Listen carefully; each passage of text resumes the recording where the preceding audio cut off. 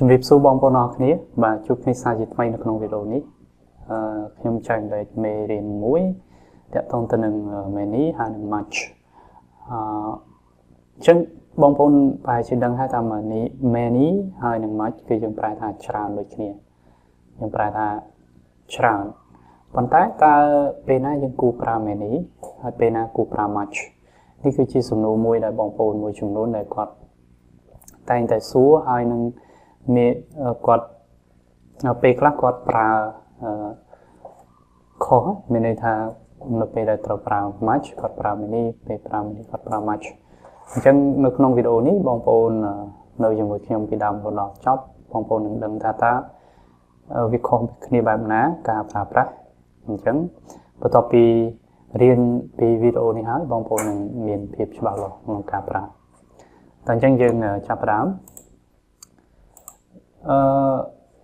many and much are used to mean a lot of and lots of but many is used with countable noun much is used with uncountable noun បាទអញ្ចឹង many ហើយនឹង much ហ្នឹងគឺត្រូវបានគេឲ្យនិយមន័យថាច្រើនដូចគ្នា a lot ក៏ច្រើន a lot of ក៏ច្រើន lots of ក៏ច្រើនដែរអញ្ចឹង many ហើយនឹង much ហ្នឹងគឺយើងប្រែជាភាសាខ្មែរច្រើនដូចគ្នាហើយក្នុងភាសាអង់គ្លេសក៏វាមានអត្ថន័យច្រើនដូចគ្នាដែរប៉ុន្តែកន្លែងចំណុចដែលខុសគ្នានោះគឺថាចំណុចទី1 many is used with countable noun many គឺយើងប្រើជាមួយនឹងនាមរាប់បាន much is used with uncountable noun much គឺប្រើជាមួយនឹងនាមរាប់មិនបានបាទអញ្ចឹងនៅក្នុង description វីដេអូនេះខ្ញុំដាក់ link ដែលបងប្អូនអាចស្វែងយល់អំពីថាអ្វីទៅជា countable noun ហើយអ្វីទៅជា uncountable noun បាទអញ្ចឹងយើងប្រើជាភាសាខ្មែរ countable noun យើងប្រើថានាមរាប់បានយើងអាចរាប់1 2 3ដូចថាសភៅ1ប៊ិច1មនុស្សម្នាក់អញ្ចឹងនឹងប៊ិចសភៅមនុស្សសុទ្ធតែជានាមរាប់បានហើយតែចំពោះ uncountable noun ដែលប្រែថានាមរាប់មិនបានគឺមានដូចជាប្រភេទវត្ថុរាវបាទមានជាឧស្ម័នឬក៏ជានាមអរូបីមានន័យខ្លះឧទាហរណ៍ថាសាំងបាទសាំង gasoline gas វាជា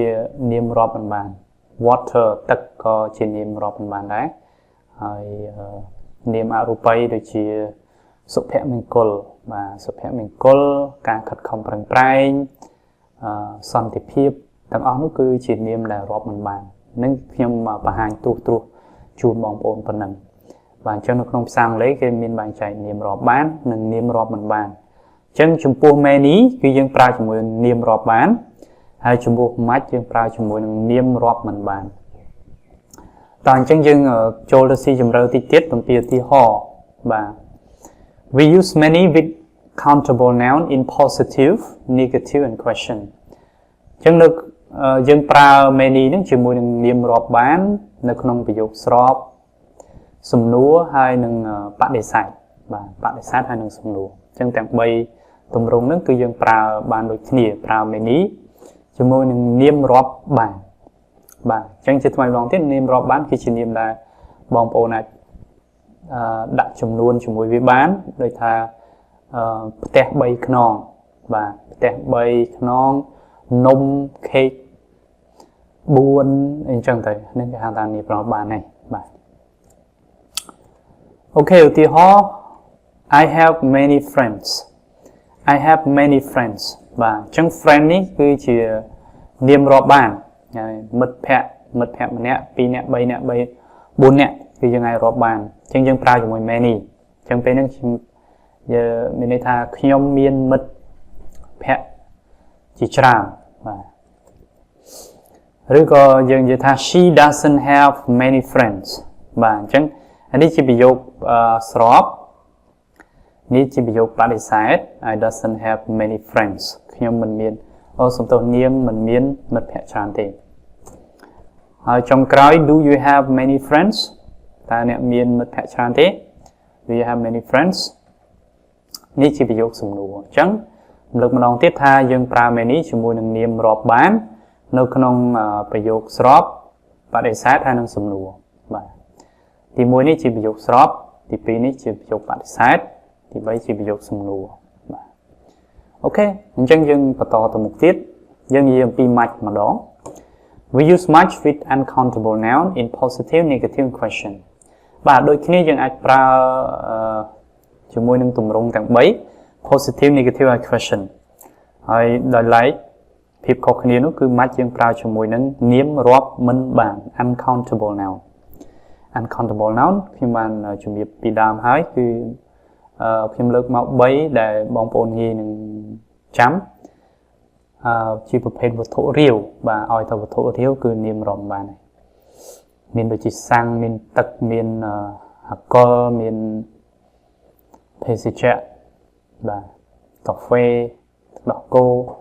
ទៅនឹងវត្ថុរាវហើយមួយទៀតគឺតកតងទៅនឹងឧស្ម័នបាទប្រភេទឧស្ម័នដូចជាអុកស៊ីហ្សែន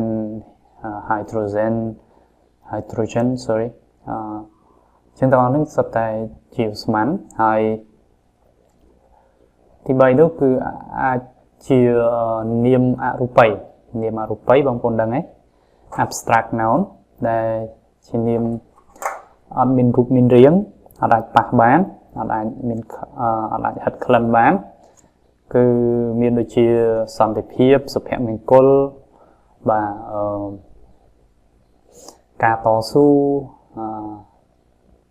ផ្សេងទៀតបងប្អូនអាចស្រាវជ្រាវបន្ថែមខ្លួនឯងបានបាទខ្ញុំសូមបើកបង្ហាញប៉ុណ្ណឹងជាឧទាហរណ៍ជាមួយ much we have much water យើងមានទឹកច្រើនអញ្ចឹង water ជានាមរាប់មិនបានទេបងប្អូនអត់ឃើញគេដាក់ s ណាអត់មាន s ទេចំពោះនាមរាប់មិនបានគឺយើងអត់ប្រើ s ឬ es ទេ she didn't drink much water បាទយើងមិនផឹកទឹកច្រើនទេdo you have much water បាទអញ្ចឹងក្នុងឧទាហរណ៍ខ្ញុំដាក់ទៅ water មកបាទមិនមានន័យថា uncountable noun មានតែ water ហ្នឹងទេគឺមានច្រើនបាទមានច្រើនមែនតើបងប្អូនអាចខ្ញុំដាក់ link នៅក្នុង description បងប្អូនអាចចូលទៅចុចមើលបាទដើម្បីសិក្សាបន្ថែមទៀតបាទអញ្ចឹងវីដេអូថ្ងៃនេះតែប៉ុណ្្នឹងទេគឺភាពខុសគ្នារវាង many much គឺត្រង់ថា many យើងប្រើជាមួយនាមរាប់បានហើយ much យើងប្រើជាមួយនឹងនាមរាប់មិនបានហើយជាភាសាខ្មែរយើងប្រែថាច្រើនដូចគ្នាបាទច្រើនដូចគ្នាបាទអញ្ចឹងសង្ឃឹមថាបងប្អូនទទួលបានចំណេះដឹងថ្មីថ្ងៃនេះហើយជួបគ្នាជាមួយបងប្អូននៅក្នុងវីដេអូបន្ទាប់សូមអរគុណជំរាបលា